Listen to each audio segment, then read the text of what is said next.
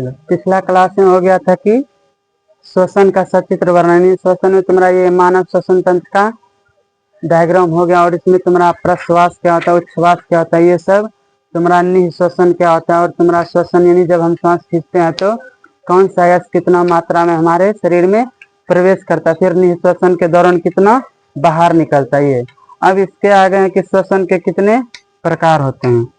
श्वसन के कितने प्रकार होते हैं?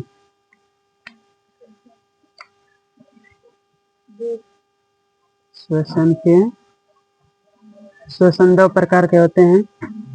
एक हो गया तुम्हारा ऑक्सी श्वसन, हाँ रहने दो ऑक्सी नहीं बोलना है। ऑक्सी श्वसन, इसी को बोलते हो वायवीय श्वसन, या इसी को बोलते हो एरोबिक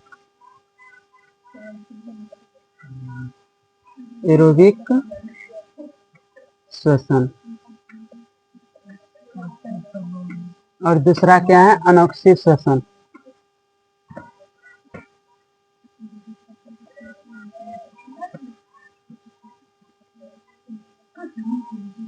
अनॉक्सी या इसी को अवायवीय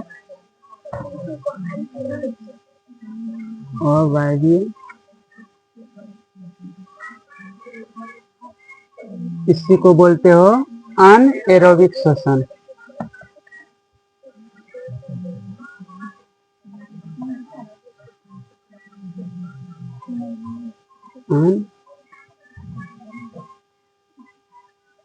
एरोबिक श्वसन।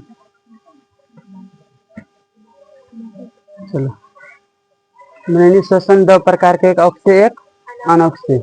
अब श्वसन के एक प्रयोग रहा ये श्वास उच्छ्वास, वो तुम्हारा श्वसन के अवस्था है। वो क्या है? श्वसन के अवस्था है, बोलो श्वास उच्छ्वास के प्रकार। तुम जो पर एक उच्छ्वास एक प्रश्वास, वो तुम्हारा क्या है? श्वसन का अवस्था या श्वासन, तुम उसकी बोलते हैं श्वासन, श्वासोच्छ्वास या समांतन बोलते हैं उसको। उसका प्रकार है कौन? निःश्वसन, एक निःश्वसन, निःश्वसन को ही बोलते हो प्रश्वास, निःश्वसन को बोलते हो उच्छ्वास। वो सब क्या है? इसका अवस्था। लेकिन अगर श्वसन के प्रकार बोले तो क्या बोलना? दो, एक ऑक्सी श्वसन एक अनऑक्सी श्वसन। अब ऑक्सी श्वसन क्या होता है? ऑक्सीजन आ रहा है ना, यानी वैसे श्वसन जो ऑक्सीजन की उपस्थिति में, अर्थात जब ग्लूकोज क्या होता है? ऑक्सीकरण की उपस्थिति में क्या होता है? विखंडित होता है, टूटता है, उसके दौरान जो क्या बनाता है? ऊर्जा। इस प्रक्रिया क्या कहते हैं? ऑक्सी श्वसन। जैसे कि पहले तुम्हारा ऊर्जा का निर्माण कैसे होता है? अच्छा, ये तुम्हारा श्वसन का मतलब क्या होता है? श्वास लेना। श्वसन का मतलब होता है तुम्हारा क्या वास्तव में क्या, जब ऊर्जा की निर्माण होने की प्रक्रिया क्या कहलाता है? श्वसन। यानी जैसे हम श्वास लिए, वायु गया और वो किसमें? रक्त में मिलता है ना, और कार्य ग्लूकोज भी किसके? रक्त के सारे कोशिका तक पहुंचता है, और इसमें तुम्हारा O2 ये रिएक्शन करके क्या बनाता है? कार्बन डाइऑक्साइड प्लस जल प्लस ऊर्जा क्या बनता है? ऊर्जा बनता है। और इसमें जो यही प्रक्रिया क्या कहलाती है? यानी ये ग्लूकोज का ऑक्सीकरण होकर ऊर्जा निर्माण की प्रक्रिया क्या कहलाता है? ऑक्सीजन। हाँ, वो तुम्हारा श्वसन है, ऑक्सी श्वसन न बोलो। यानी जब ग्लूकोज का क्या होता है? ऑक्सीजन की उपस्थिति में पूर्ण दहन होता है, पूर्ण दहन या पूर्ण विखंडन होता है। किसका? ग्लूकोज का। तो उससे बनता है कार्बन डाइऑक्साइड, जल और ऊर्जा। यह प्रक्रिया क्या कहलाता है? यानी सिंपल ऐसे बोलते हैं, ग्लूकोज का विखंडन होकर ऊर्जा निर्माण होने की प्रक्रिया क्या कहलाता है? ऑक्सी श्वसन कहलाता है। और इसमें वायवीय श्वसन में जो ऊर्जा निर्माण होता है कितना एटीपी? 38 एटीपी। 36 होता, फिर 2 एक्स्ट्रा जुड़ता, वो तुमको उतना विस्तार में डायरेक्ट 38 एटीपी का निर्माण। यानी वायवीय श्वसन में जो ऊर्जा का निर्माण होता है कितना एटीपी? 38 एटीपी का। और ये तुम्हारा वायवीय हो गया ऑक्सीजन की उपस्थिति में। अब जो ऑक्सीजन की उपस्थिति हुआ, ये देखो ऑक्सीजन की उपस्थिति मतलब ऑक्सीजन हमारे पहले फेफड़ा तक ही रहता है, फेफड़ा से कोशिका में किससे पहुंचता है? रक्त के माध्यम से। जैसे रक्त फेफड़ा के पास आता है तो विसरण क्रिया जरा ऑक्सीजन उसमें जाता है ना, जैसे ऑक्सीजन उस रक्त में मिला, रक्त में क्या रहता है, हीमोग्लोबिन रक्त है ये, और इसमें तुम्हारा क्या कुपिका से इसमें ऑक्सीजन आया, यानी यहाँ हीमोग्लोबिन से क्या बना, हीमोग्लोबिन से जुटान, ये हीमोग्लोबिन से ऑक्सीजन जुटान, यानी जैसे हीमोग्लोबिन से ऑक्सीजन जुटा उस टाइम जो हीमोग्लोबिन का नाम क्या पड़ जाता है, ऑक्सी हीमोग्लोबिन। क्या होता है, oxy haemoglobin, haemoglobin, oxy haemoglobin. नहीं दिख रहा है, अच्छा कोई बात नहीं, बैठो ना।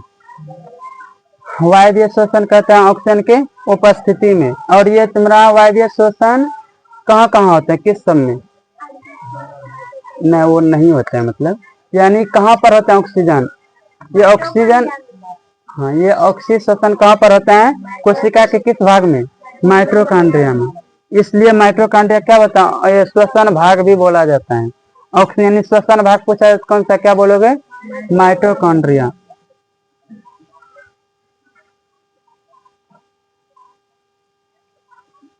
माइटोकॉन्ड्रिया क्या कहा जाता है, श्वसन भाग। अगर पूछा जाए ऊर्जा मुद्रा किसे कहता है, क्या बोलोगे, माइटोकॉन्ड्रिया, नहीं ऊर्जा गृह, यही तुम्हारा क्वेश्चन गलती, ऊर्जा गृह ऑप्शन, ऊर्जा गृह क्या है, माइटोकॉन्ड्रिया, ऊर्जा गृह माइटोकॉन्ड्रिया।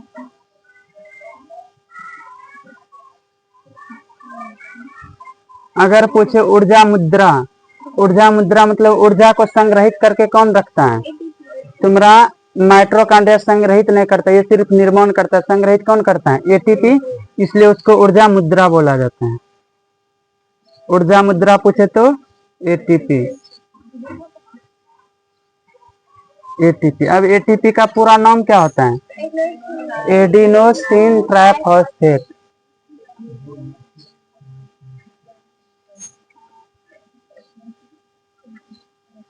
एडिनोसाइन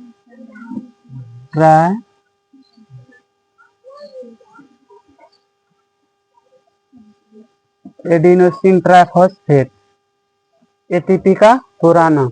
और एक एटीपी ऊर्जा में कितना, मतलब एक एटीपी में कितना ऊर्जा होते हैं, 36 नहीं,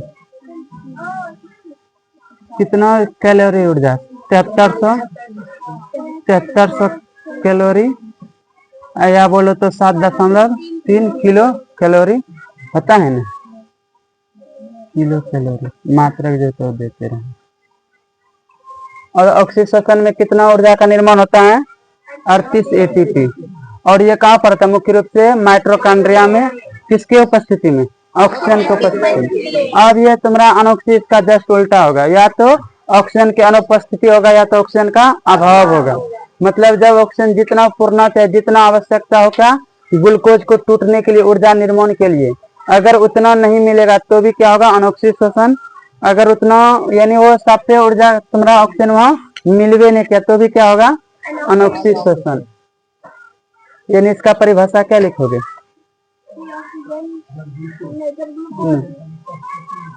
या वैसे श्वसन, क्या वैसे श्वसन जो ऑक्सीजन की अनुपस्थिति में होता हो या अभाव में होता है उसे क्या बोलते हैं, अनऑक्सीजन श्वसन। वैसे श्वसन जो ऑक्सीजन की अनुपस्थिति या अभाव में होते हैं, वैसे श्वसन को क्या कहा जाता है, अनऑक्सी बोलो, अवायवीय बोलो या अनएरोबिक बोलो। और ये तुम्हारा मुख्य रूप से किसमें होता है, सूक्ष्म जीव सब में, किसमें होता है, सूक्ष्म जीव में, जिसमें मुख्य रूप से कौन आता है, ईस्ट, सूक्ष्म जीव जिसमें मेन कौन आता है, ईस्ट। अब तुम्हारा देखो ईस्ट क्या है, कवक है नहीं, तुम्हारा कवक क्या होता है, बहुकोशिकीय होता है, लेकिन एक ऐसा कवक ये ईस्ट है जो एक कोशिकीय होते हैं, ये याद रखना है। कवक क्या होता है, बहुकोशिकीय, लेकिन ये क्या है, ईस्ट एक कोशिकीय है पूरा। अब तुम्हारा इसमें और मानव में भी होता है, मानव के आरबीसी, मानव के आरबीसी और मांसपेशी में, चलो मानव के आरबीसी और मांसपेशी में कौन सा होता है श्वसन, मांसपेशी में ऑक्सी और अनऑक्सी दोनों होते हैं। लेकिन इसमें क्या होता है, कभी कभी क्या होता है, जब तुम जब क्या होता है तुम्हारा ऑक्सीजन यानी सही से मांसपेशी तक नहीं पहुंचता है ना, तब वहाँ क्या होता है, वहाँ भी अनॉक्सिक शोषण। यानी अनॉक्सिक शोषण क्या होता है, ऑक्सीजन की अनुपस्थिति में। अगर हम सीधा बोले ऑक्सीजन की अनुपस्थिति में ऑक्सीजन शोषण होता, अनॉक्सिक शोषण, तो ये गलत बोल सकते हो कि नहीं? ये पूरा तरह सही नहीं है, क्योंकि ये अभाव में भी होता है। जब तुम्हारा ऑक्सीजन क्या होता है, पूरा नहीं मिलता, फिर भी तो ये अभिक्रिया होता है। नहीं समझना है कि ये होता है मांसपेशी और आरबीसी में, मुख्य रूप से उस किस भाग में, कोशिका द्रव में, कोशिका द्रव में। अब मांसपेशी आरबीसी में तुम्हारा अगर पूछा, चलो मांसपेशी में क्यों होता है, जैसे कि मान लो कि अभी हम जितना खाए, यानी जितना हमारे शरीर में ऊर्जा है, उतना से जब उतना से अधिक कार्य करते हैं, जितना ऊर्जा होगा जब वो खत्म हो जाता है, फिर तो हमारे शरीर को ऊर्जा चाहिए। अब उसके लिए ऑक्सीजन भी चाहिए नहीं। जब ऑक्सीजन सही से हमारे मांसपेशी में नहीं पड़ता, तब क्या होता है, अनॉक्सिक शोषण। यानी जब ऊर्जा की जरूरत, ऊर्जा तो बनेगा, अब ऑक्सीजन ना है तो ऊर्जा तो सही से बनेगा नहीं।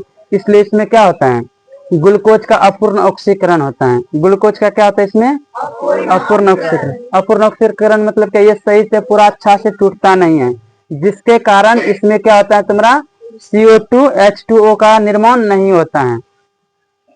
इसमें जैसे ग्लूकोज टूटा H12O6, ये टूटा किसमें, यानी इसमें CO2 और H2O का निर्माण क्यों नहीं होता है, क्योंकि इसमें ऑक्सीजन की मात्रा सही से नहीं पहुंचती। इसलिए इसमें क्या होता है, तुम्हारा लैक्टिक अम्ल, लैक्टिक अम्ल, अम्ल लिखते हैं, अम्ल या अल्कोहल,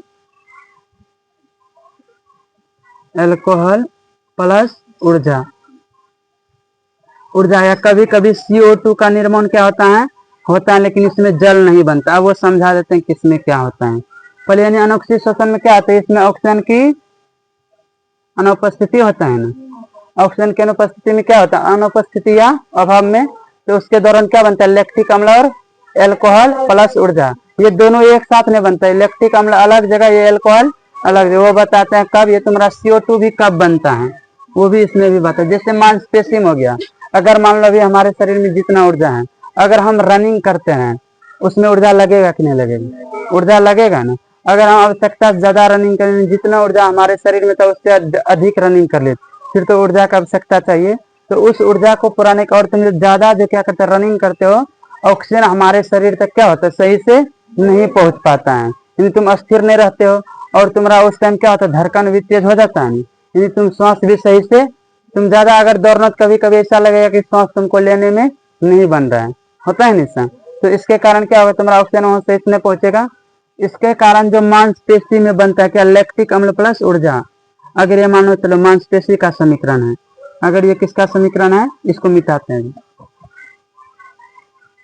ये क्या, जो मांसपेशी में जो हो रहा है ना ऑक्सीकरण, अगर उसका अभिक्रिया, तो इसमें क्या बनता है, यहाँ पर ATP, ATP में तुम्हारा बनेगा लैक्टिक अम्ल, कौन सी, ऑक्सीजन आता है सही से नहीं आता है, हाँ तो अनुपस्थिति लिख सकते हो, या तुम दोनों लिखना, उतना नहीं करना है, बस तुम बोल दिया ना। इसका जब डेफिनेशन लिखेगा ना, अगर पूछा जाए मांसपेशी क्यों नहीं, तुमको उसमें लिखना है कि यहाँ जब अभाव होता है ना, समीकरण, समीकरण यहाँ मतलब ऑक्सीजन इसलिए नहीं दे रहा, अगर तो हम ऑक्सीजन देते हैं इसका मतलब ऑक्सीजन आ रहा है, ठीक, वो हम वही ऊपर पे लिख देंगे। क्या होता है, ऑक्सीजन की अनुपस्थिति या ऑक्सीजन का अभाव होता है, उससे समझ जाएगा यहाँ। लेकिन ऑक्सीजन अगर देगा तो यहाँ कट कर देना है। तो इसके द्वारा क्या, लैक्टिक अम्ल प्लस ऊर्जा का निर्माण होता है। अब ये भी इससे पहले पायरुवेट बनता है, लेकिन उतना वो सब करना नहीं है, 10th में डायरेक्ट ये टूटता है किसमें, लैक्टिक अम्ल प्लस, यहाँ अम्ल लिख देना, प्लस ऊर्जा में। अब इसमें देखो एक ग्लूकोज टूटता है, ग्लूकोज का एक अणु टूटता है, कितने ऊर्जा ATP का निर्माण होता है। देखो इसमें इसका सूत्र क्या होता है, C3H6O3। अब देखो इसका बारे डायरेक्ट इससे आधा है ना, इसलिए इसमें 2 लैक्टिक अम्ल का निर्माण और 2 ATP ऊर्जा का निर्माण। 2 ATP क्या होता है, ऊर्जा का निर्माण। इन्हें लिख सकते, अगर अंतर पूछा जाए, अनॉक्सिक शोषण में एक ग्लूकोज अणु के टूटने से 2 ATP बनता है, और ऑक्सीजन शोषण में एक ग्लूकोज अणु के टूटने से 38 ATP बनता है। अब ये कब बनेगा, मुख्य रूप से मांसपेशी में और आरबीसी में। अब तुमको अगर पूछा जाए आरबीसी में ऑक्सीजन शोषण क्यों नहीं, तो जबकि उसमें ऑक्सीजन तो पाया जाता है, तुम्हारा रक्त में नहीं पाया जाता है। आरबीसी का मतलब रक्त, तो तुम्हारा आरबीसी में तो हीमोग्लोबिन होता है ना, वही हीमोग्लोबिन ना ऑक्सीजन को लेकर जाता है। जब इसमें तुम्हारा ऑक्सीजन पाया जाता है, तो फिर जब ऑक्सीजन पाया जाता है, फिर इसमें ऑक्सीशोषण होता क्यों नहीं? ऑक्सीशोषण होने के लिए एक अंगक का जरूरी है, जो क्या है, माइटोकॉन्ड्रिया। और जानते हो आरबीसी में माइटोकॉन्ड्रिया नहीं पाए जाते हैं, इसलिए इसमें क्या होगा, ऑक्सीशोषण नहीं होगा। समझ में आ गया ना? अनऑक्सीशोषण, वो भी ग्लूकोज जाएगा ना, अनऑक्सीशोषण भी, अनऑक्सीशोषण का मतलब क्या, ग्लूकोज का पूर्ण विखंडन नहीं होगा, यानी कुछ विखंडन होगा।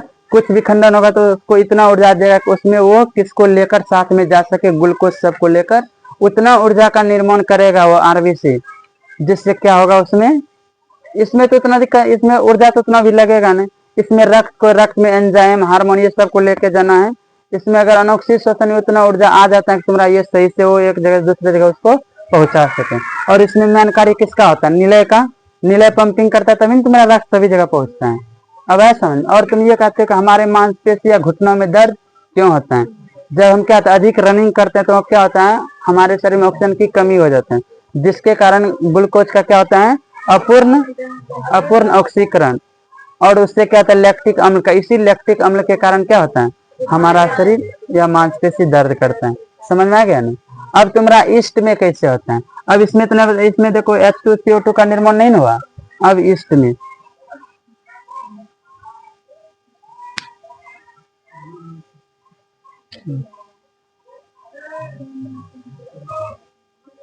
ईस्ट को क्या बोलते हो, दूसरा नाम क्या है इसका, खमीर कवक। एक प्रकार कवक है ये, लेकिन इसका दूसरा नाम कवक नहीं है, ईस्ट या खमीर। इसमें ग्लूकोज क्या, इसमें तुम्हारा अभाव होता है ग्लूकोज का, लेकिन इसमें ग्लूकोज की अनुपस्थिति होता है ना, अनुपस्थिति। ओटून देंगे ये। तो अब इसमें क्या बनता है, CO2 पहले एल्कोहल बनता है। एल्कोहल बोलो या इसी को इथाइल अल्कोहल भी बोला जाता है। इसको अल्कोहल बोलो या ethyl alcohol, plus CO2 plus ऊर्जा बनता है। अब हाँ ये बताए हैं कैसे बनता है तुम सबको, ठीक है। फिर हरदम जरूरी नहीं, तुम्हारे एग्जाम के लिए बस इतना, ये टूटता है, एल्कोहल बनता है प्लस CO2 प्लस ऊर्जा बनता है। अब देखो इसमें क्या बनता है, ये ऑक्सीशोषण में CO2 H2 और ऊर्जा भी बनता है, लेकिन इसमें क्या होता है, सिर्फ इसमें क्या बनता है, अल्कोहल, CO2 और ऊर्जा बनता है। यानी इसमें सिर्फ एक्स्ट्रा में CO2 बनता है, जल नहीं ना बनता है। वो भी CO2 तो सभी में नहीं बनता है, सिर्फ ईस्ट में बनता है, इसमें नहीं बनता है। इसलिए इसके दोनों अंतर में तुम लिख सकते हो क्या, कि ऑक्सीशोषण में ऊर्जा आती है, ग्लूकोज के विखंडन से CO2 जल तथा ऊर्जा का निर्माण होता है, लेकिन अनऑक्सीशोषण में जल तथा ऊर्जा का निर्माण नहीं होता। और उसमें किसका निर्माण होता है, इसमें तुम्हारा ऊर्जा का, इसमें एल्कोहल का, एल्कोहल या लैक्टिक अम्ल का निर्माण होता है। इसमें तुम्हारा ये अंतर हो जाएगा। अब इसमें कितना ऊर्जा का निर्माण, 2 ATP ऊर्जा का निर्माण, हाँ। इसमें 38, इसमें और कुछ है। अब एक है तुम्हारा प्रश्वास और उच्छ्वास। अच्छा पहले वो तो रहने दो, पहले इसमें तुम्हारा ये, अब इसको दहन से रिलेट करते हैं। श्वसन को दहन कहा जाता है क्यों, श्वसन को दहन क्यों कहा जाता है? तुम्हारा पहले दहन अभिक्रिया चलो अपना डायरेक्ट, जैसे कि आग लगाओ, एक प्रकार का दहन है नहीं। यानी दहन तुम्हारा क्या, सामान्यतः ये किसमें होता है, निर्जीवों में होता है। अब तुम बोलेगा किसी को जला देगा तो बोलेगा वो निर्जीव नहीं है ना, वो सब उदाहरण नहीं लेना। मतलब ऐसे तुम्हारा मानो क्या निर्जीव में होता है दहन, और तुम्हारा दहन अपना नियंत्रण में है। तुम ही बताओ, जैसे कि आग लगा, तुम जब चाहो तुरंत उसको क्या कर रोक सकता है तुम, यानी बाह्य उसको क्या करेगा, यानी तुम अपने आंतरिक, मतलब तुम अपने मन से क्या उसको रोक सकता है। जैसे कि हम बोले रुक जा तो रुक जाएगा, यानी तुम उस पर पानी डाले या कुछ करे, वो तुम्हारा बाह्य भाग है, यानी तुम बाहर से कुछ करो वो भी तुरंत होता नहीं। श्वसन को दहन, सबसे पहले दहन का तुम्हारा क्या है, उष्मा निकलेगा, ऊर्जा बनेगा तथा प्रकाश। लेकिन इसका मेन पहचान क्या है, प्रकाश नहीं है, मेन पहचान क्या है, उष्मा। दहन का मेन पहचान क्या है, प्रकाश नहीं, क्या है, उष्मा। और श्वसन के दौरान देखो यहाँ क्या होता है, CO2 जब ये टूटता है, CO2 प्लस H2 प्लस ऊर्जा बनता है, तुमको पता है ऊर्जा ही किसका रूप है? ऊर्जा उष्मा का ही रूप है ना, इसलिए यानी इसको क्या बोला जाता है? श्वसन को दहन। अब दहन, क्योंकि दहन का मेन पहचान क्या है? उसमें उष्मा नहीं, उष्मा निकलता है, इसलिए इसको भी क्या बोला जाता है? उष्मा। यानी कौन सी उष्मा? यानी ऊर्जा क्या है? उष्मा। यानी ऊर्जा बनता है इसमें, ऊर्जा और उष्मा दोनों एक ही रूप है, बस एक का क्या है? रूप परिवर्तित है। तो इसमें तुम ये भी बोल सकते हो तुम्हारा कि ऑक्सी श्वसन और नहीं, श्वसन और तुम्हारा दहन है ना। श्वसन क्या होता है? श्वसन सामान्यतः सजीवों में होता है। क्या ये सब तुम्हारा ये जो क्या होता है? निर्जीव में होता है। ये सब ग्लूकोज का टूटना, ऊर्जा का निर्माण निर्जीव में होता है, सजीव में? ऑक्सीजन यानी तुम्हारा ये कहता है श्वसन का होता है सजीव में, ये सामान्यतः किस में होता है? दहन दहन दहन निर्जीव में। और श्वसन पर अपना नियंत्रण हमेशा, अब तुम बोला जितना उतना थोड़े ना होगा, लेकिन कुछ टाइम तक तुम जब चाहेगा तब उसको नियंत्रित कर सकते। जैसे कभी हम सांस खींच ले रहे हैं या छोड़ रहे हैं, अगर डायरेक्ट हम जब चाहे उसको रोकने को रोक सकते हैं ना, तो वो तुम्हारा अपना नियंत्रण में है श्वसन। लेकिन जैसे तुम्हारा अगर आग लगा कहीं, तुम तुरंत सोचेगा उसको रोकने, क्या रोक देगा? ये नहीं बोल सकता। पहले ये तो दहन कहा था निर्जीव में और श्वसन सजीव में।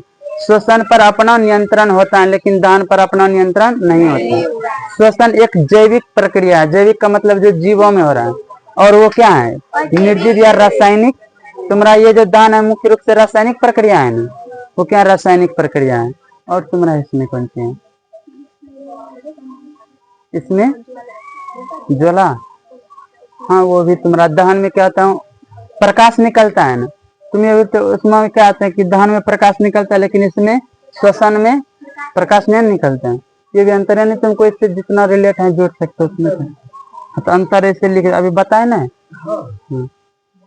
लेकिन अभी कुछ और बताना था, लेकिन माइंड से खत्म। अच्छा कर दिया सर, चलो कोई बात। इसमें तुम्हारा यानी हो गया श्वसन और दहन में अंतर पूछे तो। श्वसन क्या है? एक मंद अभिक्रिया है। क्या बोलो? श्वसन एक क्या है? मंद दहन है। श्वसन एक मंद दहन है, लेकिन वो दहन क्या है? एक तीव्र अभिक्रिया है।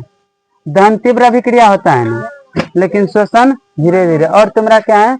अनोक्सी श्वसन में कम ऊर्जा का निर्माण होता है, किसके तुलना में? ऑक्सी। वैसे भी दिख रहे हैं सिर्फ 2 ATP गया हूँ, 38 ATP। और तुम्हारा कहता है कि मानव में या कोई जीव जंतु में ज्यादा ऊर्जा की आवश्यकता होता है, या पेड़ पौधा में? जीव पेड़ पौधा को बस एक जगह दूसरे जगह जाना नहीं है, उतना ऊर्जा को निर्माण नहीं करते हैं, मतलब उपयोग नहीं करता है। लेकिन मानव या कोई भी जीव जंतु क्या होता है? हमेशा इधर जाना, वो काम करने समय ऊर्जा तो लगता है ना। इसलिए तुम्हारा क्या होता है? यानी ऑक्सी श्वसन में यानी या तो बोलो पेड़ पौधे की तुलना में मानव एवं जीव जंतु में क्या होता है? ज्यादा ऊर्जा का उपयोग होता है, जबकि पेड़ पौधे में कम ऊर्जा का उपयोग होता है। चलो ये अब है तुम्हारा एक प्रश्वास और उच्छ्वास क्या होते हैं। वैसे सिंपल सांस लेने की क्रिया प्रश्वास, और सांस छोड़ने की प्रक्रिया उच्छ्वास कहते हैं। उठा होता है ना इसमें पहले से। चलो कर बाकी चीज छोड़ के तुम्हारे और कुछ नहीं रहता है। और कल एक क्वेश्चन दिए थे, ठीक, ब्यूटी बना ली। हमको लगा ये आंसू सबसे बनी नहीं, ब्यूटी कैसे बना? वो चैलेंज करते को कम नंबर में टेकड़े मारने थे। अब यही जाने क्या बने, किसी ने बना, लेकिन ये सही बनाई। बनने धरे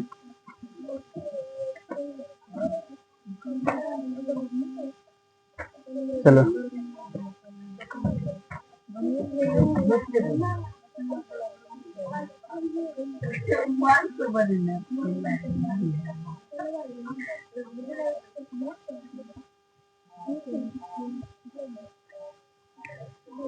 चलो आगे है प्रश्वास। प्रश्वास और उच्छ्वास।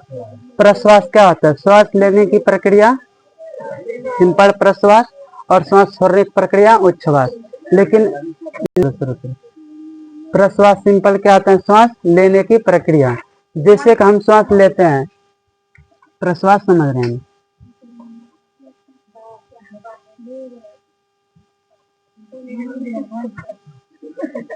प्रश्वास। अब क्या ले, जैसे हम क्या लिए श्वास लिए तो तुम्हारा श्वास लिए तो वायु कहाँ पहुंचता है? हृदय में। अब हृदय में, हृदय से फेफड़ा में कहाँ पहुंचता है वायु? फेफड़ा में पहुंचता है ना, हृदय ने फेफड़ा न होगा, हृदय फेफड़ा में पहुंचा। अब तुम्हारा क्या आता है, फेफड़ा के वायु कुपिका में क्या आता है, एकत्रित रहता है ना ऑक्सीजन। अब मान लो ये क्या है, फेफड़ा। अब तुम्हारा रक्त नलिका यहाँ से इससे आता है। अब रक्त नलिका यानी रक्त कहाँ गया, फेफड़ा में गया। अब तुम्हारा वायु कुपिका के चारों ओर क्या रहता है, केशिका रहता है ना। अब उस केशिका के द्वारा रक्त में प्रवेश करता है कौन, ऑक्सीजन। ऑक्सीजन रक्त में प्रवेश करेगा तब वो क्या करेगा, ऑक्सीजन हीमोग्लोबिन से जुटेगा ना। ऐसे हीमोग्लोबिन को क्या कहा जाता है, ऑक्सी हीमोग्लोबिन। Oxy haemoglobin. और ऑक्सी हीमोग्लोबिन का निर्माण कब होता है, प्रश्वास के दौरान। हीमोग्लोबिन, ऑक्सी हीमोग्लोबिन का निर्माण कब होता है, यानी तुम प्रश्वास का परिभाषा लिख के उसमें तुम लिख सकते हो, जब ऑक्सीजन रुक जान न, उच्छ्वास में कब होता है। उच्छ्वास किसको कहते हैं, श्वास छोड़ने की प्रक्रिया में, यानी जब तुम्हारा उच्छ्वास में रूप से जब ऊर्जा का निर्माण, बता रहा है एक लाइन से पहले ये सुनेंगे। ऑक्सी हीमोग्लोबिन यानी ऑक्सी हीमोग्लोबिन का निर्माण कब होता है, प्रश्वास के दौरान, यानी जब हम क्या करते हैं, श्वास खींचते हैं उस टाइम क्या था, ऑक्सी हीमोग्लोबिन। यानी जब फेफड़ा में रक्त पहुंचा और उससे वायु कुपिका से क्या करेगा, इसमें ऑक्सीजन आएगा और रक्त से वायु कुपिका में कार्बन डाइऑक्साइड जाता है ना, वही ऑक्सीजन रक्त में आकर जैसे हीमोग्लोबिन से मिला तो ऑक्सी हीमोग्लोबिन बना।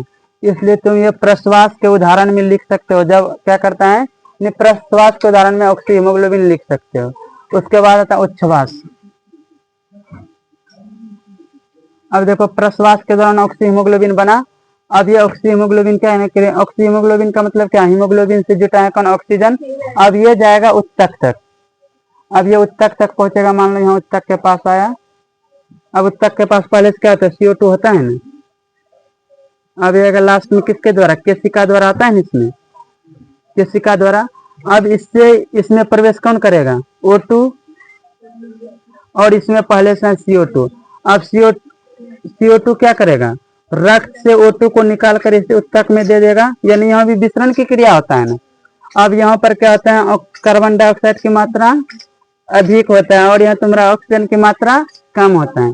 तो विसरण की क्रिया क्या होता है, अधिक से निम्न की ओर जाता है ना। तो यहाँ कार्बन डाइऑक्साइड क्या करेगा, इस उत्तक से निकल करके रक्त में मिलेगा और यहाँ पर तुम्हारा क्या होगा, कार्बन डाइऑक्साइड हीमोग्लोबिन से जुटेगा। क्या होगा, CO2 प्लस हीमोग्लोबिन। यानी यहाँ पर क्या, तो कार्बन डाइऑक्साइड किससे जुटता है, हीमोग्लोबिन से। और रक्त से देखो O2 को हटा रहा है ना, और इसी टाइम क्या होता है, ऑक्सीजन का वियोजन होता है और इसी टाइम निर्माण होता है तुम्हारा किसका, इसको यानी तुम्हारा कार्बन डाइऑक्साइड हीमोग्लोबिन से जैसे रिएक्शन करके जुड़ता है, इसको क्या बोलते हैं, कार्बामिनो हीमोग्लोबिन। कार्बामिनो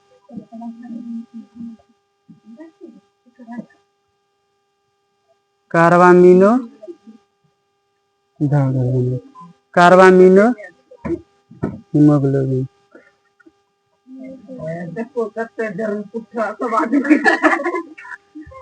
कार्बामिनो यानी कार्बन डाइऑक्साइड जैसे हीमोग्लोबिन से रिएक्शन करके मिलता है, क्या बनता है, कार्बामिनो हीमोग्लोबिन। ये कब होता है, जब तुम्हारा एक ऑक्सीजन पहुंचा उधर से कार्बन डाइऑक्साइड बाहर आता है ना। अब कार्बन डाइऑक्साइड जैसे बाहर उसी टाइम जैसे ये रक्त में आया उसी टाइम कार्बामिनो हीमोग्लोबिन का निर्माण हुआ। और ये क्या होता है, उच्छ्वास के दौरान, यानी श्वास हमारे शरीर तक पहुंचा, ऑक्सीजन का उपयोग हुआ और अब उस ऑक्सीजन के उपयोग के बाद जो कार्बन डाइऑक्साइड क्या होता है, बनता है और वो क्या रक्त के माध्यम से पुनः किधर आता है, हृदय की ओर आता है, हृदय की ओर आता है ना रक्त।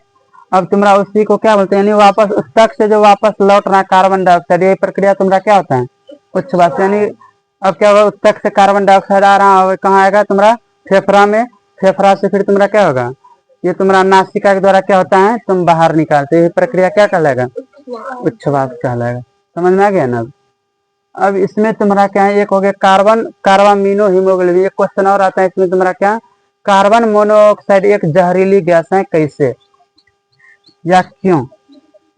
कार्बन मोनोऑक्साइड का सूत्र क्या होता है, CO। ये क्या है, कार्बन मोनोऑक्साइड।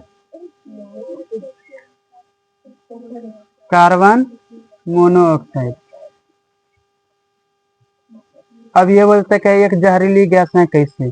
पहले कार्बन मोनोऑक्साइड का निर्माण कैसे होता है, जब कोई भी क्या होता है, अपूर्ण दहन होता है, यानी किसी पदार्थ का जब क्या होता है अपूर्ण दहन होता है तो वहां पर किसका निर्माण होता है, कार्बन मोनोऑक्साइड का। अब अपूर्ण दहन का मतलब क्या, जहाँ पर अति दहन पूर्ण दहन का होगा जहाँ ऑक्सीजन पहुंचेगा। अब जब जहाँ ऑक्सीजन सही से नहीं पहुंचेगा वहाँ क्या होगा, अपूर्ण दहन होगा ना। मुख्य रूप से अपूर्ण दहन कहाँ पर होता है, जैसे तुम्हारा ये किसी वाहन में पेट्रोल सब जलता है ना, वहां पर क्या होता है, अब किसी वाहन में जो तुम्हारा पेट्रोल ये कहाँ पर होता है, टंकी में ना होता है। अब ये तुम्हारा गैप पूरे बंद रहता है, इसमें ऑक्सीजन पहुंचेगा कैसे। अगर किसी माध्यम से मान लो अगर ऊपर से पहुंचेगा कोई तुम्हारा तो थोड़ा हाथ जब उसको डालेगा उस टाइम पहुंचेगा ना, तो फिर तो उसका यूज होगा, पूरा ऑक्सीजन खत्म होगा कि नहीं। ऑक्सीजन सही से नहीं पहुंचेगा जिसके कारण किसका निर्माण होगा, यानी ऑक्सीजन सही से नहीं पहुंचेगा तो यहाँ तुम्हारा उसका उस पदार्थ यानी पेट्रोल का सही से दहन नहीं होगा। जब उसका दहन नहीं होगा क्या बोलो, वो अपूर्ण दहन। इस दौरान जो इससे गैस निकलता है उसको क्या बोलता है, कार्बन मोनोऑक्साइड। यानी कार्बन मोनोऑक्साइड एक क्या है, बहुत जहरीला गैस है जो मुख्य रूप से कहाँ से आता है, वाहनों एवं फैक्ट्रियों से आता है। और यह हमारे शरीर में कैसे श्वास के माध्यम से प्रवेश करता है ना। अब जब ये इतना अभिक्रियाशील होता है कि इसके सामने यानी CO2 और O2 न CO2 और O2 से ये बहुत ज्यादा अभिक्रियाशील होते हैं। और ये रक्त के साथ यानी हीमोग्लोबिन के साथ बहुत तेज अभिक्रिया करता है। कौन, CO।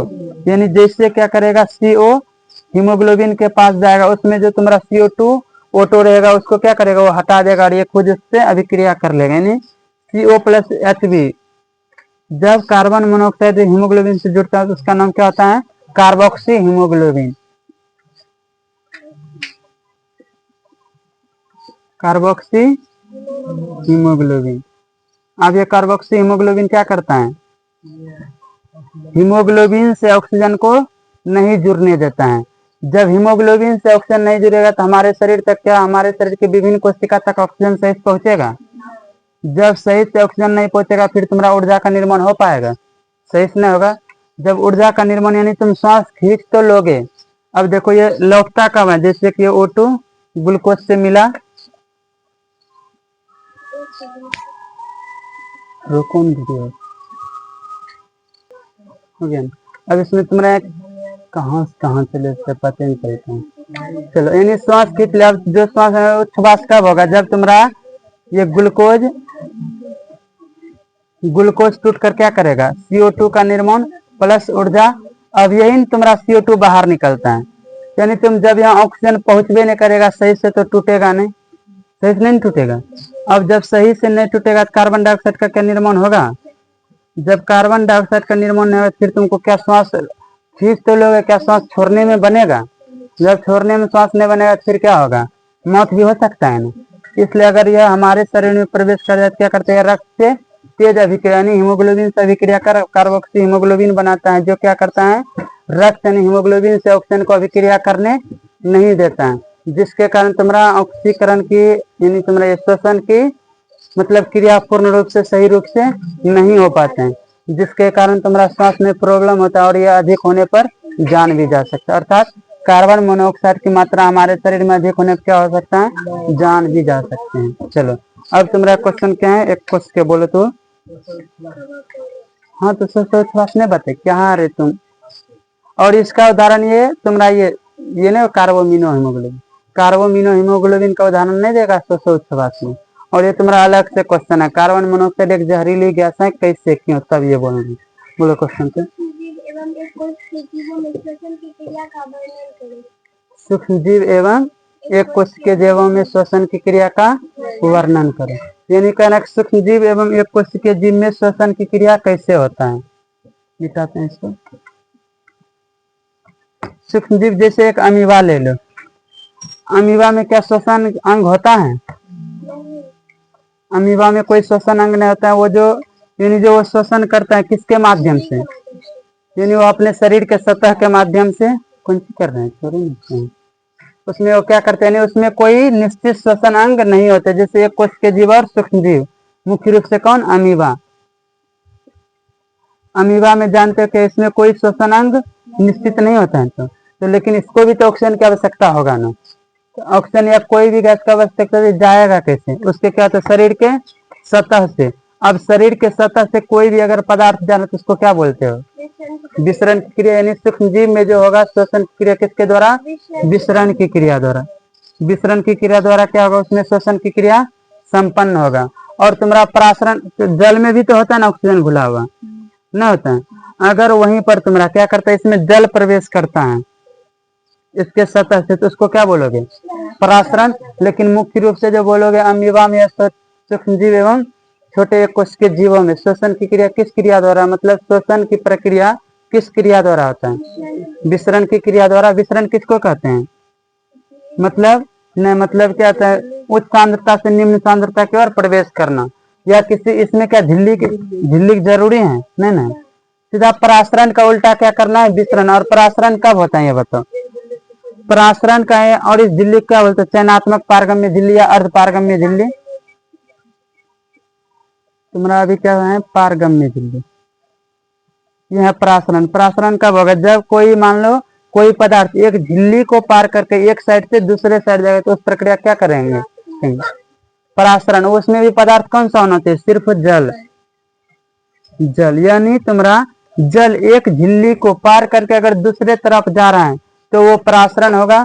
अगर जल को छोड़कर कोई द्रव है, कोई पदार्थ है, चाहे वो क्या हो, जल को छोड़कर कोई भी पदार्थ हो, चाहे वो झिल्ली को पार कर कहीं क्यों ना जाए, फिर भी वो क्या कहलाएगा, विसरण, अर्थात वो परासरण नहीं कहलाएगा।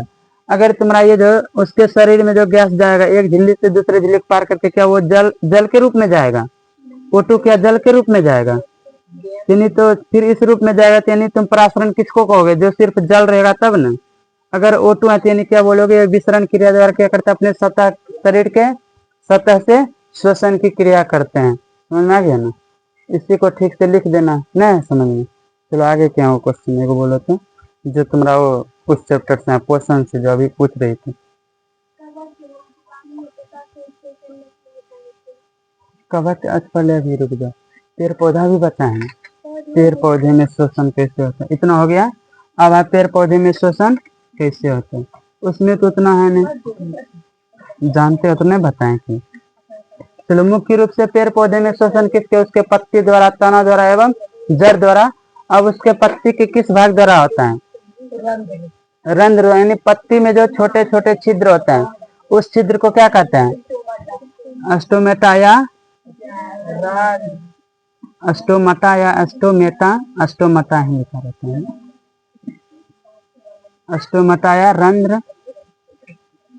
ये क्या, यानी जो पेड़ पौधे के जो पत्ती में क्या होता है, छिद्र होता है, उसको क्या कहते हैं। और यही जो होता है तना में जो छोटे छोटे छिद्र, उसको वातरंध्र, वात रंध्र या इंग्लिश में लेंटिसेल। और यही जो तुम्हारा जड़ में जो छोटे छोटे छिद्र रहते हैं उसको क्या कहते हैं, मूल रोम, मूल रोम। चलो ये बताओ, अब तुम्हारा क्या, यानी पेड़ पौधे में जो होता है गैसों का आदान प्रदान, यानी श्वसन की क्रिया किसके, पेड़ पत्ती के द्वारा। अगर पत्ती से हो रहा है गैसों का आदान प्रदान, वो किसके द्वारा, रंध्र द्वारा। अगर वो किससे हो रहा है, तनाव से हो रहा है, तो वो वातरंध्र। अगर वही पर तुम्हारा किससे हो रहा है, जड़ से, तो वो मूल रोम के द्वारा। और तुम्हारा कहता है कि पेड़ पौधे में होता है परिवहन के लिए कोई निश्चित अंग नहीं पाए जाते हैं, जैसे कि हमारे शरीर में रक्त के माध्यम से जाता है ना हीमोग्लोबिन, हीमोग्लोबिन जो जाता है, नहीं तुम्हारा ऑक्सीजन, रक्त में हीमोग्लोबिन पाया जाता है, और उस हीमोग्लोबिन के साथ ऑक्सीजन जाता है ना एक जगह से दूसरे जगह। लेकिन इसमें पेड़ पौधे में हीमोग्लोबिन जैसा कोई दूसरा पदार्थ नहीं, कोई पदार्थ नहीं होता है कि उसमें ऑक्सीजन को एक जगह से दूसरे जगह लेके जा रही है। समझ में आ गया ना। और इसमें तुम्हारा ये, इसमें और कौन सी है, लगभग खत्म इससे है। हाँ चलो, अब तुम्हारा एक क्वेश्चन है कि पेड़ पौधे क्या करते हैं, प्रकाश संश्लेषण। अब एक क्वेश्चन पूछते हैं कि निम्नलिखित में या डायरेक्ट तुम्हारा, क्या पेड़ पौधे श्वसन की क्रिया करते हैं, हाँ या नहीं। चलो पहले क्वेश्चन सुनो। प्रकाश संश्लेषण की प्रक्रिया होता है, ऑप्शन दिन में, रात में, दोनों, नन। दिन में। पेड़ पौधे में श्वसन की प्रक्रिया होता है, ऑप्शन दिन में, रात में, बी में दोनों, डी में श्वसन की प्रक्रिया नहीं होते हैं। ये में क्या बोले, यानी क्वेश्चन क्या था, श्वसन की यानी पेड़ पौधे में श्वसन की प्रक्रिया होते हैं, ऑप्शन ए में दिन, ऑप्शन बी में रात, ऑप्शन सी में दोनों, ऑप्शन डी में नहीं होते हैं, यानी पेड़ पौधे में श्वसन की प्रक्रिया नहीं होती। किसमें मारोगे? रात दिन, यानी तुम्हारा पेड़ पौधे में श्वसन की क्रिया हमेशा होता है। पेड़ पौधे में श्वसन की क्रिया, पेड़ पौधे या किसी भी जीव में क्या होता है? श्वसन की क्रिया हमेशा होता है, यानी दोनों हो जाएगा। अब तुम्हारा एक क्वेश्चन है कि वातरंग या मूल रोम कुछ भी पूछे कि तुम्हारा कि श्वसन की क्रिया पेड़ पौधे में कब अधिक होता है, दिन में या रात में? दिन या रात में? पेड़ पौधा में श्वसन की क्रिया दिन में अधिक होता है या रात में अधिक होता है? अच्छा, यानी कि उसके पास भी मस्तिष्क होता है, यही ना? उसको ये पता चलता है कि दिन में क्या करता है, हमको इतना करना है, जब रात होगा तो इससे अधिक श्वसन। ऐसा तो है नहीं, वो कुछ सोचना नहीं, उसमें तुम्हारा बस एक प्रकाश अनुवर्तन से, लेकिन इसमें तो मस्तिष्क जैसे कुछ भाग है नहीं। ये तुम्हारा दिन रात हमेशा क्या होता है? एक टाइम होता है। बस तुम्हारा दिन में प्रकाश संश्लेषण कब होता है? सिर्फ दिन में, रात में नहीं होता है। अब देखो, श्वसन की क्रिया हमेशा हो रहा है, श्वसन हो रहा है, और इसमें प्रकाश संश्लेषण भी हो रहा है। प्रकाश संश्लेषण और श्वसन दोनों। चलो, श्वसन के दौरान कौन सा गैस मुक्त होता है? CO2 ग्रहण। ये तुम्हारा क्वेश्चन पूछा जाता है, ग्रहण O2 और ये त्याग CO2। अब तुम्हारा क्वेश्चन अगर ऐसे, अगर तुमको ये क्वेश्चन पूछा जाता है पेड़ पौधे में श्वसन के दौरान क्या ग्रहण करता है, मारते हो CO2। श्वसन में हमेशा चाहे जीव जंतु पेड़ पौधा कुछ भी हो, ग्रहण तो करेगा O2 ही, त्याग करेगा CO2। और प्रकाश संश्लेषण में ग्रहण क्या करता है? इसके उल्टा, और त्याग O2, त्याग O2। ये आ गया। अब तुम्हारा कहता है श्वसन की, यानी श्वसन हमेशा कितना होता है? समान ही रहता है, ना दिन में अधिक ना रात में अधिक। लेकिन फिर भी अगर ऐसा क्वेश्चन आता है किसमें मारते हो? रात में अधिक। अब ये रात में अधिक कैसे हो? पहले अब जैसे श्वसन की प्रक्रिया हुआ, O2 ग्रहण किया, छोड़ता क्या है? CO2। CO2। अब ये प्रकाश संश्लेषण कब होता है? सिर्फ दिन में होता है, रात में तो होगा नहीं। अब जो ये दिन में होता है, ये क्या करता है? CO2 ग्रहण करता है, छोड़ता क्या है? O2। अब देखो ये क्या करता है, जो ग्रहण किया CO2, और इसके दौरान जो तुम्हारा, और इसके दौरान बना भी है क्या? CO2। श्वसन के दौरान निकलता क्या? CO2। और ये प्रकाश को आवश्यक दिन में किसका होता है? अब ये देखो, जो तुम्हारा श्वसन के दौरान जो कार्बन डाइऑक्साइड क्या क्या छोड़ा गया है, उस कार्बन डाइऑक्साइड का अधिकतम भाग ये क्या करता है? प्रकाश संश्लेषण में उपयोग कर लेते हैं, जिसके कारण दिन में कितना होता है? कम कार्बन डाइऑक्साइड निकलता है। आया समझ में? नहीं समझा? देखो तुम्हारा ये पहले प्रकाश संश्लेषण दिन रात दोनों में नहीं होता है, सिर्फ दिन में होता है। श्वसन के दौरान O2 ग्रहण किया, अब ऊर्जा का निर्माण CO2 छोड़ता है ना। अब CO2 जो छोड़ेगा, और तुम्हारा उसी टाइम ये तुम्हारा जब प्रकाश संश्लेषण होता है तो ये ग्रहण क्या करता है? अब देखो इसके द्वारा क्या बना? CO2 बना, श्वसन के दौरान बना, रात दिन हमेशा CO2 बना। अब अगर यही क्रिया दिन में हो रहा है तो उस टाइम पेड़ पौधा को आवश्यकता भी CO2 का होता है। तो इस ये जो CO2 बना, इस CO2 का अधिकतम भाग, पूरा नहीं, अधिकतम भाग ये क्या करता है? निर्माण कर, प्रकाश संश्लेषण में उपयोग कर लेता है। आया समझ में? क्या कर लेता है? प्रकाश संश्लेषण में उपयोग। तो कम में CO2 निकलेगा, निकलेगा कि नहीं? कितना है समझ में? अब तुम्हारा रात में क्या होता है? ये प्रकाश संश्लेषण की क्रिया रात में तो होते नहीं। अब प्रकाश संश्लेषण की क्रिया जब रात में नहीं होगा तो श्वसन की क्रिया तो हमेशा होगा। अब श्वसन के दौरान जो CO2 बना, अब इसको उपयोग करने वाला कोई नहीं है, तो उस टाइम तो अधिक निकलेगा CO2। इसलिए बोला जाता है दिन की तुलना में रात में क्या होता है? श्वसन की क्रिया अधिक होता है। और ये इसलिए बोला था कि तुमको देखो, दिन में तुम पेड़ पौधे के नीचे सो, कोई दिक्कत नहीं, लेकिन बोला था रात में नहीं सोना चाहिए। क्यों? वो पेड़ पौधा रात में श्वसन की क्रिया तेज करता है, यानी करता उतना कि जब रात में प्रकाश संश्लेषण की क्रिया नहीं होता तो क्या होता है? कार्बन डाइऑक्साइड की मात्रा बहुत अधिक निकलता है, जो जीव जंतु के लिए क्या होता है? कार्बन डाइऑक्साइड हानि होता है। इसलिए बोला था रात में पेड़ पौधे के नजदीक नहीं सोना चाहिए। है समझ में? हाँ। चलो, अगर पूछे कि श्वसन की क्रिया और ये यानी रात में होता है क्यों, तो बता सकते हो? या अगर सिंपल बोल सकते हो दोनों में समान होता है, बस उसमें रात में अधिक क्यों होता है वो तुम्हारा समझा दें उतना। चलो, इसमें और कुछ है? कुछ नहीं है इसमें। चलो, काटना नहीं। एक क्वेश्चन है कि कवक एवं जीवाणु में प्रकाश संश्लेषण की क्रिया नहीं होते हैं, क्यों? अब तुम जानते हो प्रकाश संश्लेषण की क्रिया के लिए क्लोरोफिल आवश्यक है कि नहीं? चलो अब ये बताओ, तुम्हारा प्रकाश संश्लेषण की क्रिया के लिए मुख्य रूप से कितना, वो तो कार्बन डाइऑक्साइड तो मिल जाएगा, जल भी मिल जाएगा और प्रकाश भी मिल जाएगा, लेकिन क्लोरोफिल भी तो चाहिए। अब ये क्लोरोफिल कहाँ से मिलेगा? अब क्लोरोफिल तुम्हारा किस में मिलता है, जो क्या हो, यानी जो खुद से यानी सोपोसिम में मिलता है, क्लोरोफिल नहीं मिलता है मुख्य रूप से सोपोसिम, लेकिन एक तुम्हारा वो होता है उदाहरण में युगलिना, शायद युगलिना में क्या होता है वो, उसमें वो प्रकाश संश्लेषण करने की भी क्षमता होता है। चलो छोड़ो, सोपोसी करो, सोपोसी। सोपोसी में मुख्य रूप से किसमें पाया जाता है, अति क्लोरोफिल, सोपोसी में। और तुम्हारा कवक क्या है, मृत जीवी है, ये सरे गले पेड़ पौधे पर निर्भर रहता है ना, यानी ये मृत जीवी है, इसलिए इसमें से क्लोरोफिल पाया जाएगा नहीं, कवक नहीं करेगा। लेकिन कुछ जीवाणु ऐसे हैं जो क्या करते हैं, प्रकाश संश्लेषण करते हैं, जैसे नील हरित शैवाल, नील हरित शैवाल। अब ये शैवाल है, शैवाल नहीं बोलना, ये क्या है, जीवाणु है, जिसको क्या बोलते हो, ग्रीन एल नहीं, साइनोबैक्टीरिया है, पूछा जाता है साइनोबैक्टीरिया, वो दूसरा, वो रसायन का है। देखो जीवाणु क्या है, तुम्हारा जीवाणु में भी क्या था, प्रकाश संश्लेषण नहीं होते हैं, लेकिन कुछ अपवाद में, जैसे नील हरित शैवाल, इसमें ये क्या है, एक ये भी एक जीवाणु जो क्या करता है, प्रकाश संश्लेषण करते हैं। एक होता है बैगनी सल्फर जीवाणु, क्या होता है, एक बैगनी सल्फर जीवाणु, ये क्या करते हैं, प्रकाश संश्लेषण भी करता है और रसायन संश्लेषक भी है। रसायन संश्लेषण का मतलब समझ रहे हो, जिससे कि CO2 H2 बोलते हैं, वहां पर कहते हैं CO2 के जगह H2S का प्रयोग करता है,